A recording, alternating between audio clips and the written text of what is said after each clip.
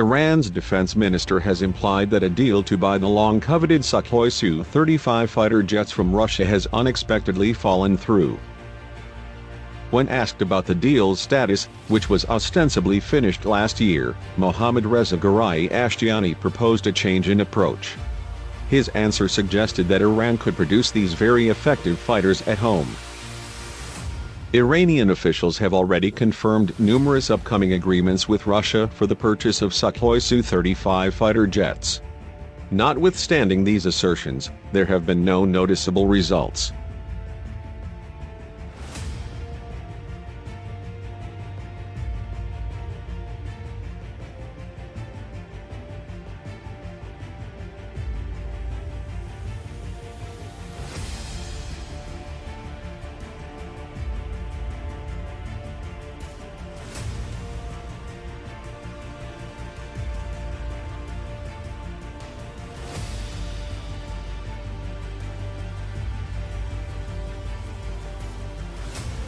We did agree on a purchase at one point, but we recognize that we have the capacity to make them, fighter jets within our country, Ashtiani said, refusing to provide further specifics.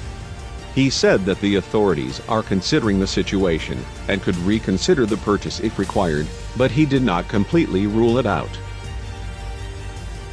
It's interesting to note that in 2018, Iran declared it had started producing the Kauser fighter, a locally developed plane for use by its air force.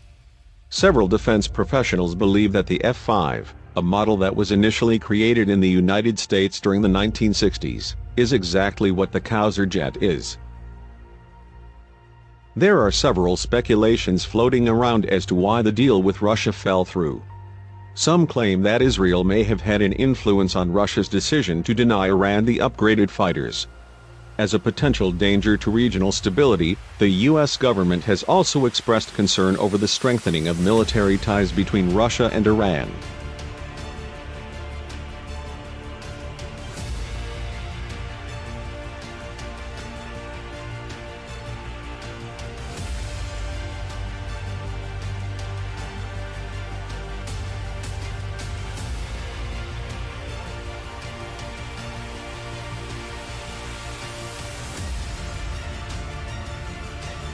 Babak Taghbei, an author and aviation enthusiast, offers a more compelling theory. He contends that the main obstacle is Russia's reluctance to transfer crucial technology for the manufacture of Su-35 components in Iran and to transmit knowledge for domestic maintenance for the next 30 years. The commander of the Iranian Army's Air Force, Brigadier General Hamid Vahedi, is quoted by Taghbei as saying that the General Staff of the Armed Forces has, for the time being, rejected the acquisition of Su-35 SE multi-role fighter jets from Russia. Russia's refusal to transmit production knowledge and give Iran the skills necessary to maintain the aircraft domestically for the ensuing 30 years is the reason for this. Taghbei also points out that Russia is only willing to sell 25 of the Su-35E aircraft that Egypt had previously requested, without providing any additional support in the form of adequate maintenance, weaponry, spare parts, or simulators.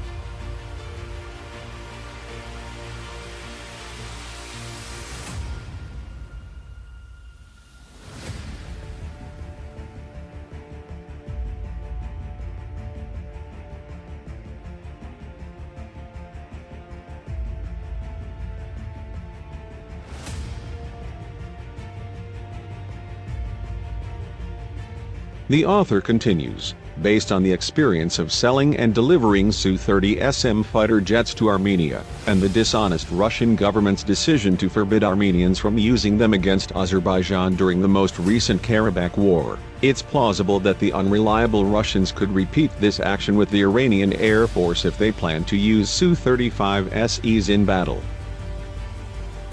Vahedi revealed that while buying Su-35s is on the Air Force's radar, there are no plans to buy Sukhoi Su-30s in September. These designs were developed from the twin-engine Sukhoi Su-27 fighter aircraft of Soviet heritage. The Su-30 is a two-seat, multi-role fighter, while the Su-35 is a single-seater. According to reports, the Army's Air Force needs at least 64 aircraft, 24 of which were supposed to come from an order Egypt placed but didn't get because of U.S. pressure on Cairo. Furthermore, Iran has expressed interest in acquiring additional cutting-edge military technologies from their contentious ally, like is the Mobile Surface-to-Air Missile System S-400 air defense system.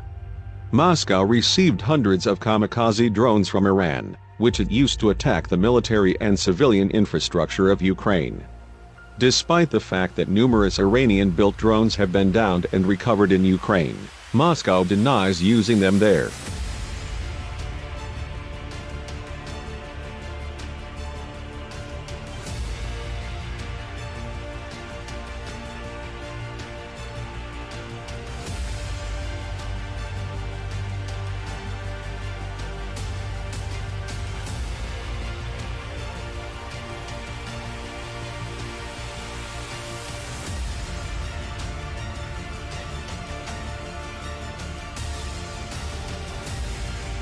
Only a small number of strike aircraft, Russian jets and vintage U.S. models, were acquired by Iran's Air Force prior to the 1979 Iranian Revolution.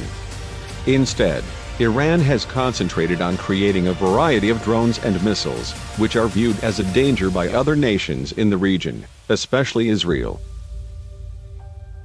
Just last week, the Israeli army displayed its cutting-edge skills in a stunning demonstration of military power. The Channel 14 news program described the spectacular use of bunker-busting bombs by Israel's F-35 planes to destroy entrenched positions. This forceful measure sent a clear message to Iran. Israel is now only the second nation in the world, after the United States, to successfully test this advanced bombing capacity, which further emphasizes the significance of this event. This highlights Israel's strategic position on the world stage and serves as a turning point in its military development.